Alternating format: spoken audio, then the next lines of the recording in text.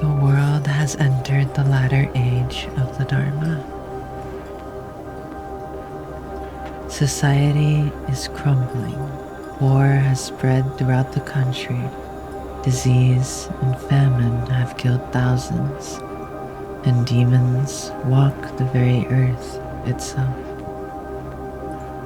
We awaken, dazed, barely conscious, and we are not alone. Hunched over us, there is a creature. It seems to be picking at us. We jump to our feet. The creature is confused. It giggles. "I'm sorry. I thought you were dead." Thankfully, we're not.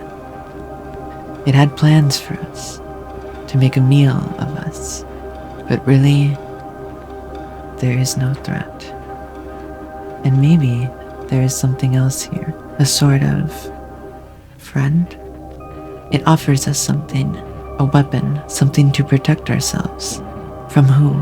From what? We explore the room, gather what we can, swing our new weapon around, preparing, mustering our strength for whatever might lie ahead.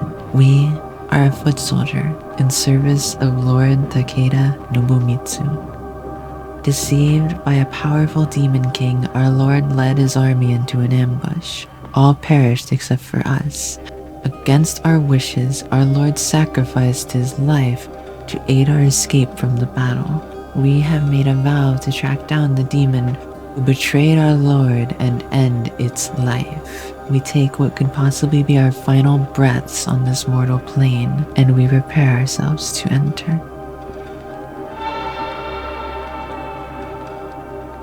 The Labyrinth of the Demon King is a horror game set in feudal Japan. The land is under siege by demons. We play as a lone foot soldier on the path to vengeance. Whatever it takes, whatever lies ahead, our destination is clear. However, the path is not. Regardless, we carry on into the woods. We follow the path down further, deeper, and we are eventually led into a cave. As we drag ourselves deeper into the darkness, something seems to be ahead of us. Awful noises ring out from somewhere in the depths. Forward, further we wander, and finally we see it, whatever it is.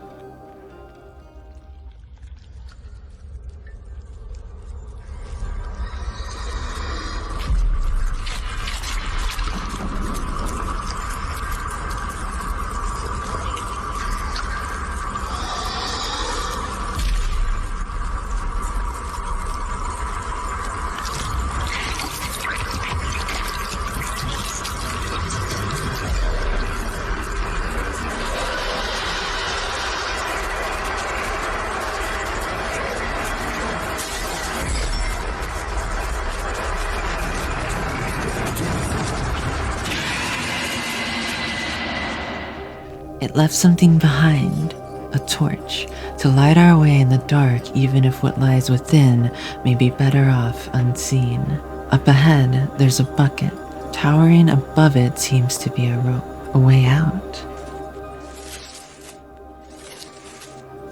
We emerge into the open. It appears we are in the grounds of some massive castle. The atmosphere is tense, eerie. The air is stale and the world seems quiet. But there is a sense, a creeping feeling that washes over us, that we aren't alone. A building lies ahead, perhaps holding something we need, or something else. It doesn't matter. We have to press on. We enter, the door creaks and swings open. A trail of blood guides us forward. Morbid, yes, but at least it gives us direction. I made it to the gatehouse, but someone has boarded up the exit. I tried to pry off the boards, but I have no strength left. I can't even remove my katana from the wall. Something moving upstairs. Need to be quiet. So hungry. Weak. Can barely move. I don't know what to do. If you're reading this, there's no hope for me. And there's no hope for you. Give up. It's not worth the struggle. From the wall we pry a rusty katana. Though it is completely worn down, it's better than nothing. We are warned of something moving upstairs. Something is crawling just behind us. We deal with the threat, our hearts rushing, but it's over. What the hell was that? We continue on to the courtyard. There's someone in the distance.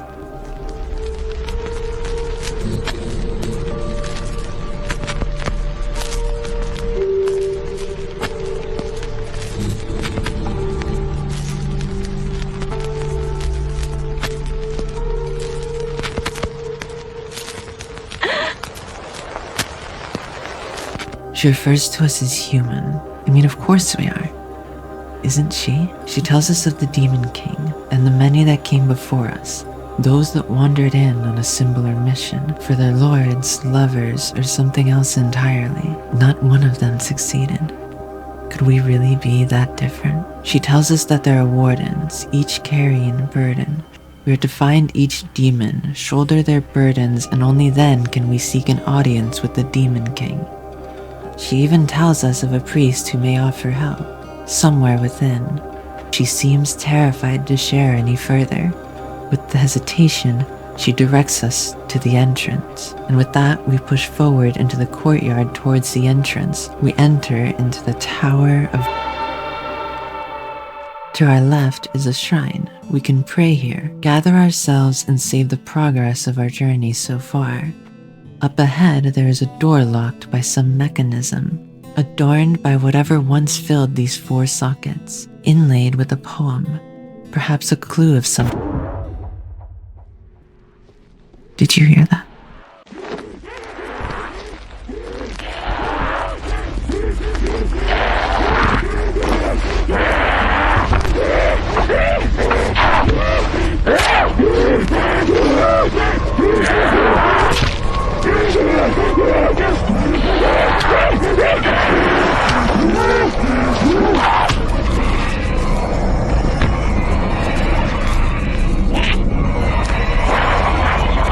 The creature lunges at us. We have no choice but to fight back. Our tools are limited. We can block, we could swing our weapon using light attacks, or charge up for something more powerful.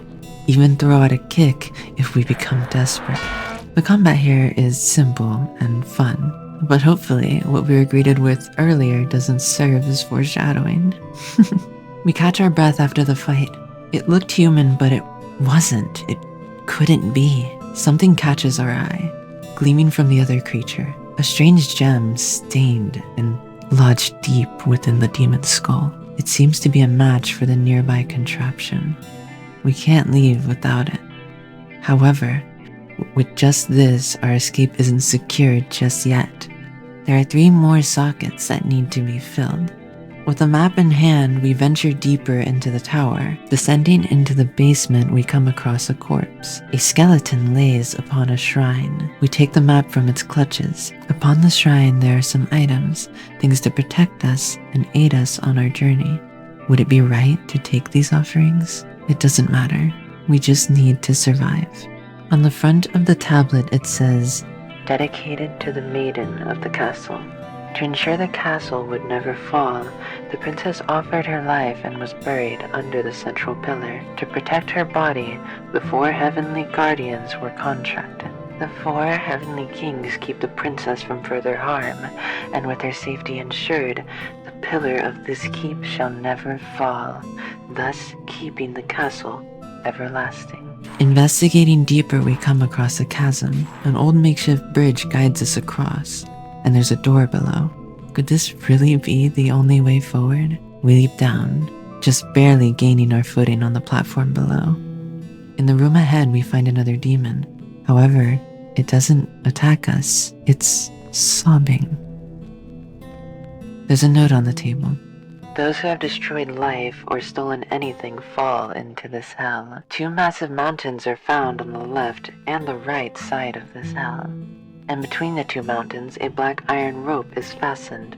Below the rope, there is a great cauldron, full of a dark, boiling substance.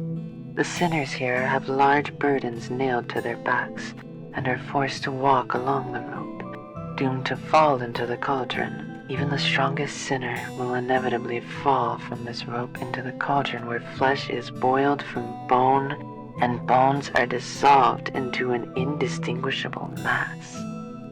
We grab what we can and move forward. The tunnel ahead opens up into a massive cavern.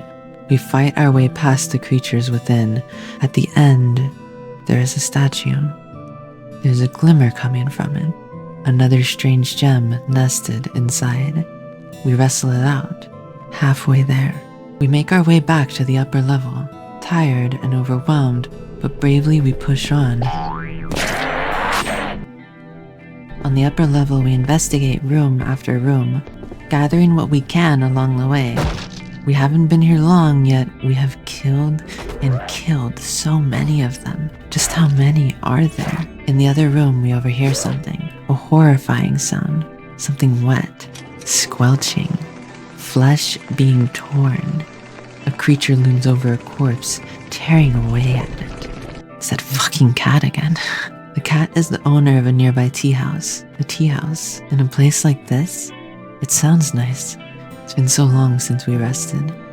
The cat seems to also have wares for sale. This could be useful.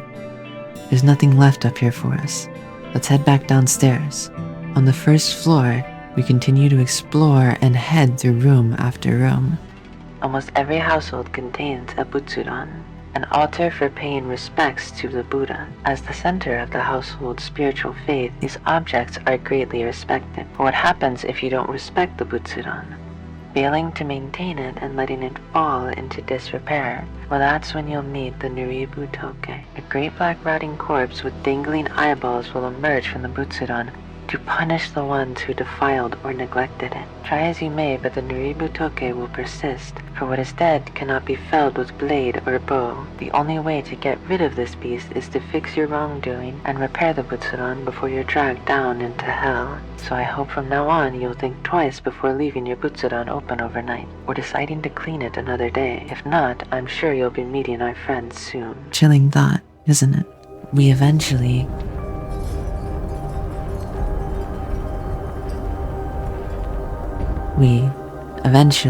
come across a kitchen, and one of those monsters is in there. It seems distracted, banging on the door to the pantry. It seems to want something within. We take care of the threat, and a voice cries out from within the pantry. The cat had locked them in there.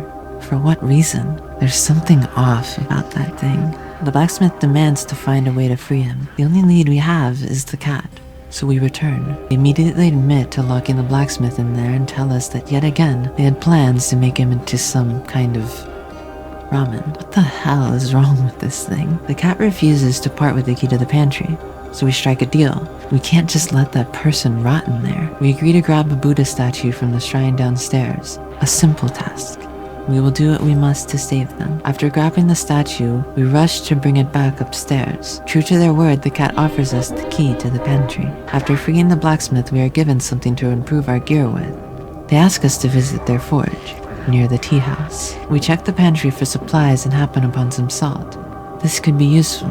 We bottle some and store it away. Throughout the tower, there are these grotesque masses of flesh, or fungus. What matters is that through a note we learn that we can chase away this substance with salt, setting free the blade of a weapon from an engulfed chest, and unblocking a passageway nearby.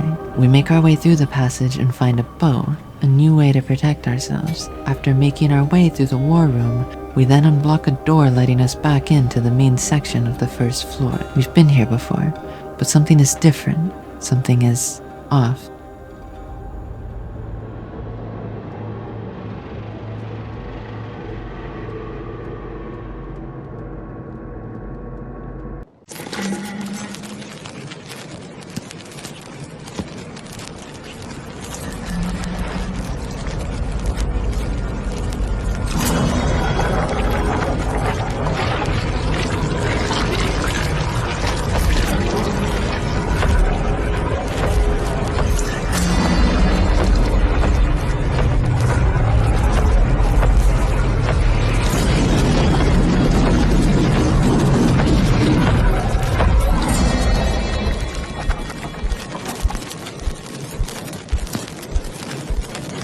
With a new path forward, we rush upstairs, barely making it past the creature that emerged from the Butsudan. It seemed unbothered by our attacks. Could it truly be unkillable? Rushing through a maze of hallways, we come across a room.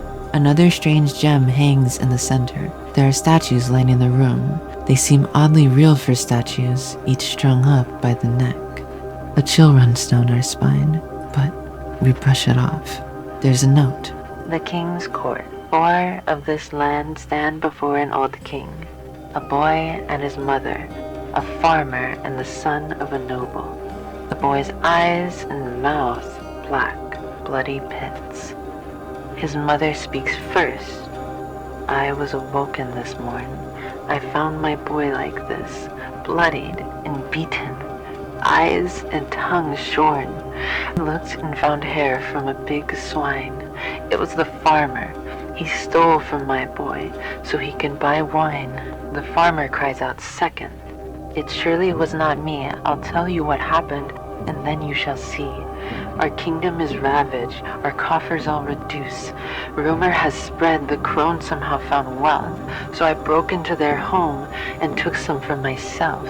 And there in the boy's room, who did I see? The noble lay with the boy, the guilty is he. The noble was the third to chime in. Father, it's true, I lay with him, but his tongue and his eyes, those claims I despise. My sweet boy, I truly love he, but for all I tried, he would not love me. So I went to his mother and asked for her aid. Her help she did offer when a small sum was paid. At night I returned, and there I saw he, but his eyes had been taken, he could not see me. My love was robbed, and that had been shown, but it was not I who did this, it was the crone. Forth the crone turns from them all, crying in shame.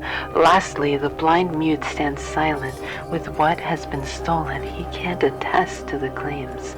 3 crimes have been wrought. The confessions laid out the thread. The king, angered by all, ordered them hung until dead.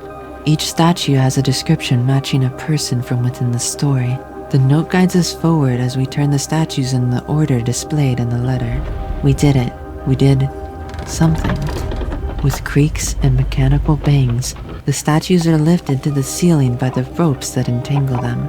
They seem to writhe in pain.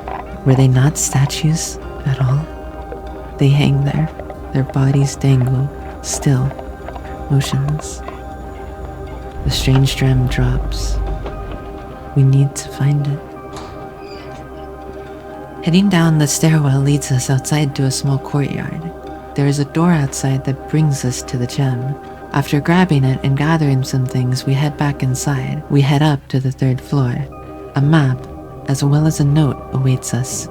Today, I encountered a new creature that somewhat resembles a beast I read about in a Chinese medical journal long ago. I believe it to be a fury, corrupted by the dark magics of this place, a subspecies of tanuki. These creatures are nocturnal and normally feed on fruit or spiders. The ones here, though, have developed a taste for flesh and grown far larger than their counterparts outside this realm. These variants have grown fat and slow from eating the many corpses that litter this place, so they don't pose much threat unless you encounter a group of them.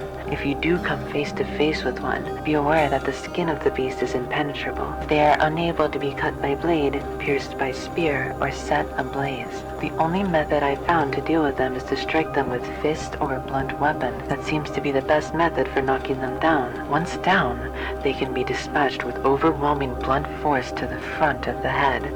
They are fragile and die very easily using this method, but if wind blows in their open mouth, they will return to life, so it is best to flee from them quickly if the skull cannot be crushed in time. Something awaits us on this floor.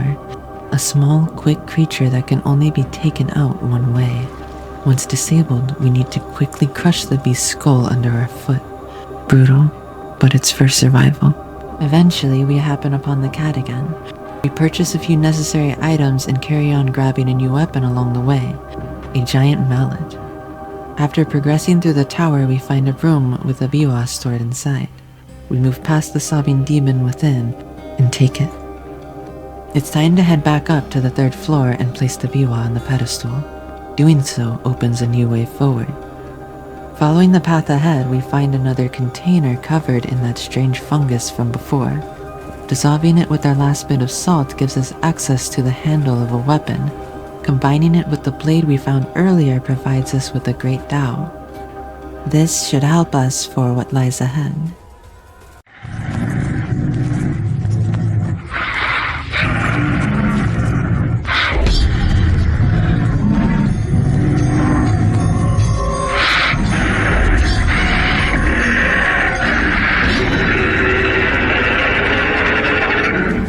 This fight is difficult, it challenges us, but we know we can beat it. After an arduous few minutes, the creature goes down.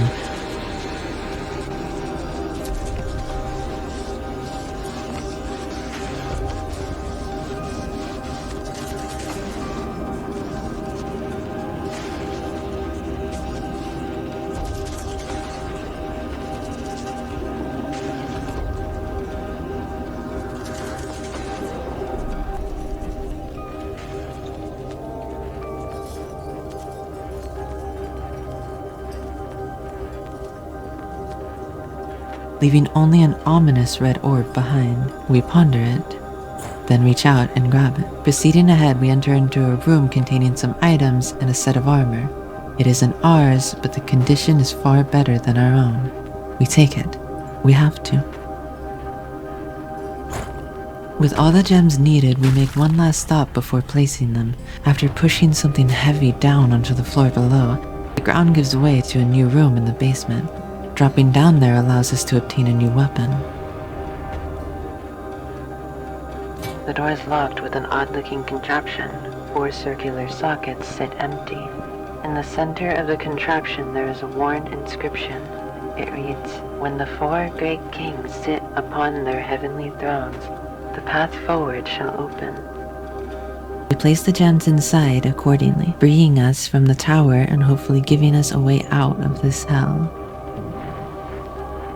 We exit into a courtyard. We are still deep within the castle walls. A nearby tree stump hides another weapon for us. There is a tunnel here as well, cramped and dark, but we could fit. What we've already gone through, surely it can't be that bad. After crawling our way through, we emerge into a tea house. The same one we heard so much about. The cat is here, and so is the blacksmith. The air seems different here, but we still seem to be trapped. There's a sense of comfort, a stillness that feels so pleasant compared to what was outside. In a brief moment of normality, we sit and make ourselves tea.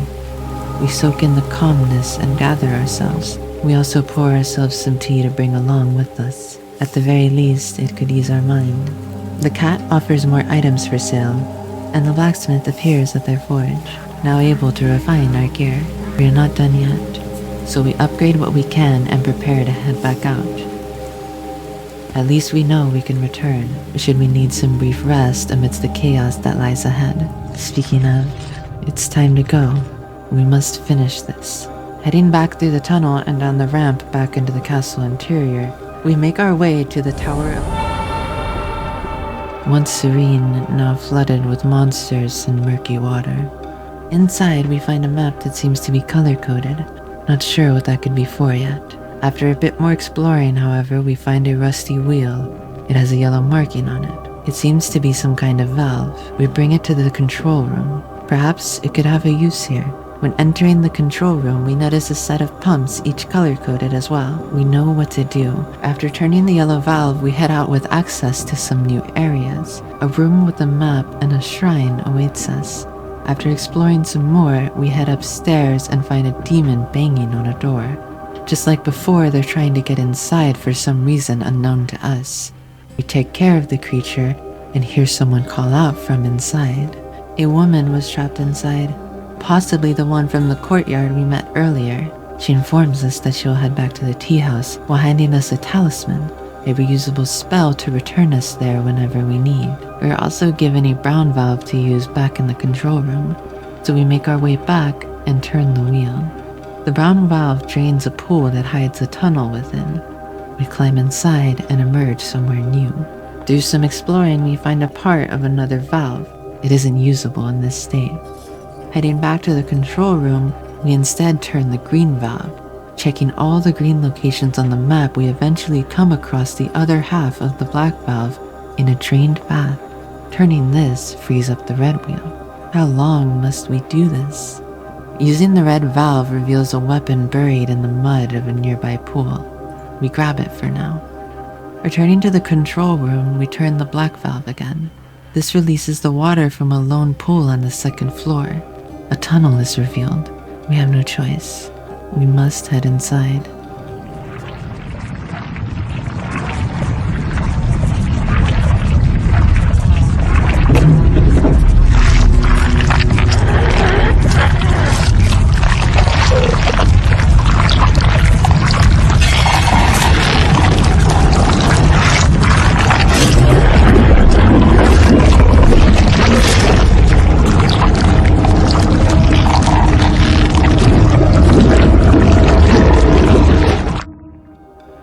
Another massive demon awaits us. A bulbous mass of flesh lumbers at us, releasing toxic gas as well as centipede-like creatures. The fight is long and difficult, but we survive. A yellow orb is left behind. We take it. There is also one last wheel. Using it allows us to find a katana. It's soaked with a sticky substance. Though disgusting, perhaps the blacksmith can make use of it.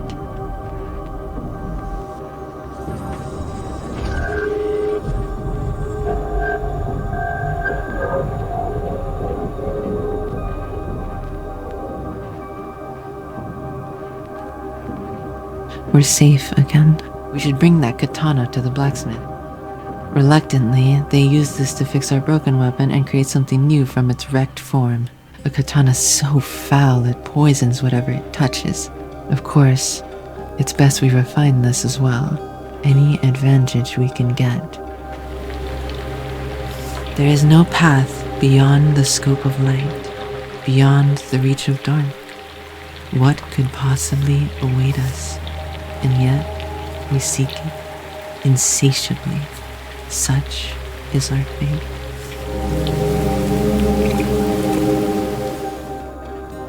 There's no more time to waste. Returning to the castle, we enter the Tower of... This place is different from the others. Something about this place churns our stomach.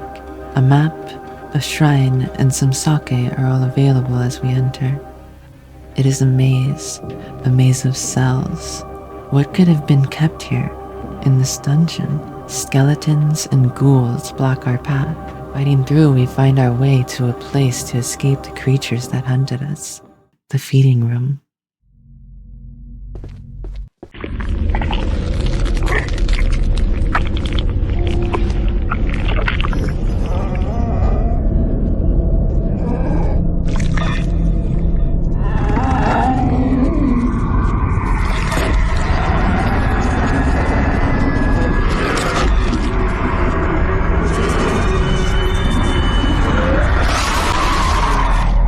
The horrific spider-like creature gives us trouble. We fight for our lives. Slash after slash, the demon feels the rot of our blade. Its flesh decays as we put down the beast for good.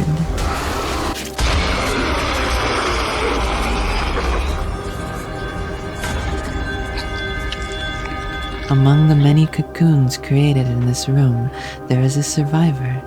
We cut down the person inside and free them. It is a priest.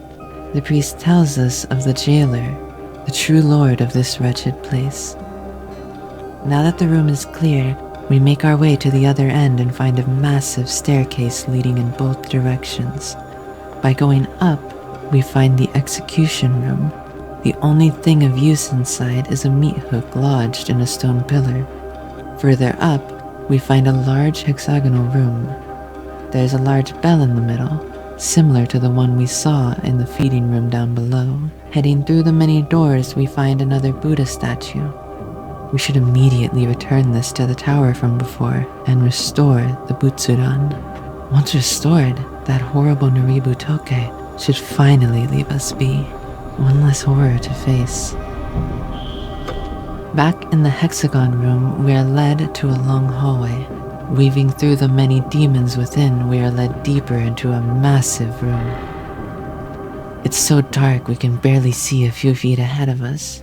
Emerging from the shadows is even more threats. We push ahead past them all. There must be something we need here. Something to make it all worth it. Oh. This rope could be useful.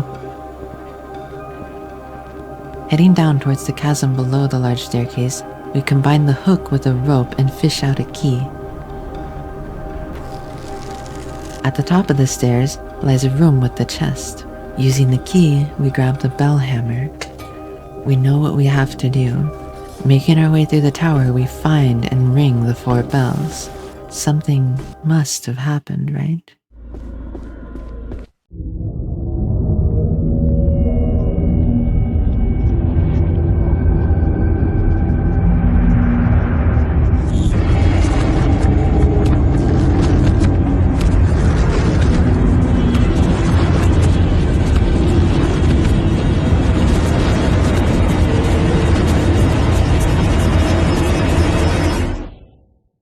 Honestly, this fight is tough. The jailer summons a number of skeletons that chase us relentlessly. It became a long game of patience. We chip away at it, little by little, until the demon is down.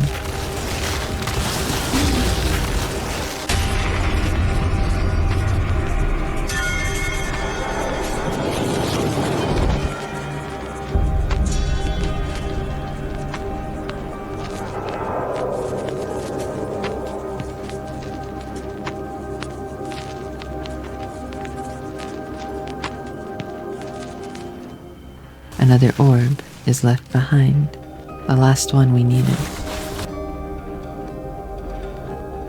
It's time. Straight ahead of us lies a room with a pedestal, in which we can lay all of the wooden coins we have collected thus far.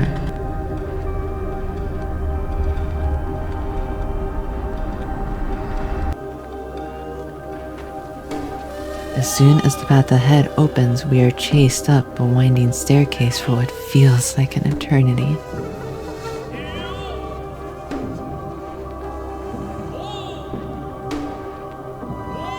We end up in a room, our last chance to prepare.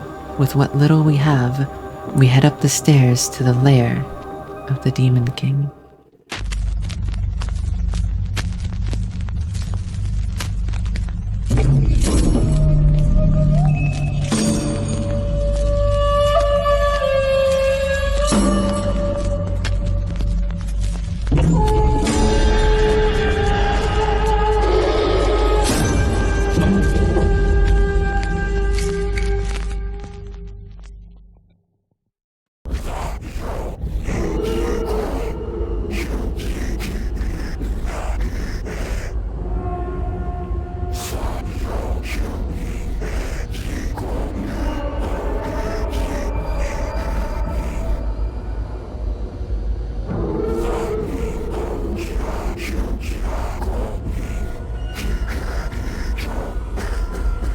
This is it.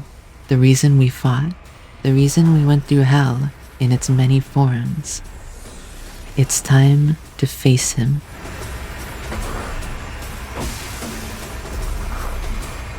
With blade in hand we fight. We fight and we fight. Swing after swing. Blow after blow.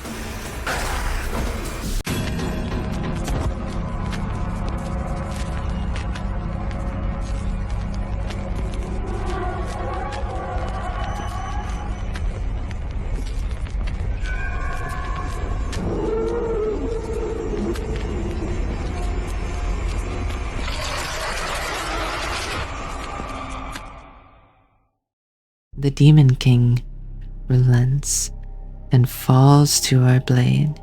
We are free. A long, quiet walk awaits us, a light shining through at the end of the tunnel ahead. The world outside awaits. Our duty is fulfilled.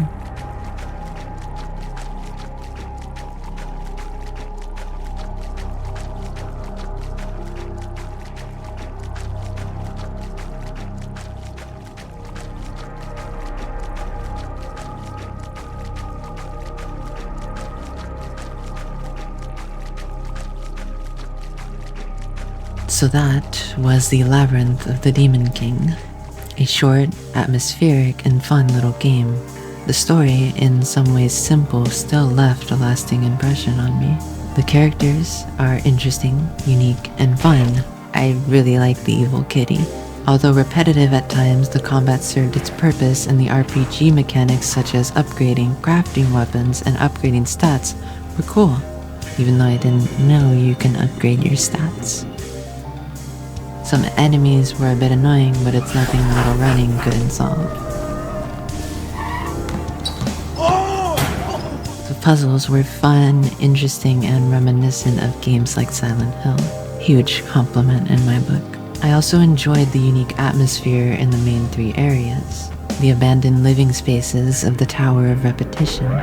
The industrial and eerie feeling of the Tower of Lamentation, as well as the winding horrors of the Tower of Crushing Assembly. Each felt memorable and unique. There was an apparent amount of care put into this game and its areas. The game itself was only around 7 to 10 hours long, but never overstayed its welcome. The aesthetic was really nice. I really appreciate the setting and the retro graphics. The smaller details, such as the sound design and the Resident Evil style area transitions, were a nice touch.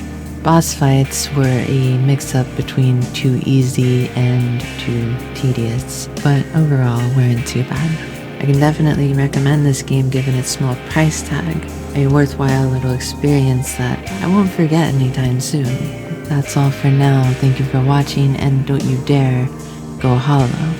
Remember to keep fighting, even when things get really hard. You are worth the effort.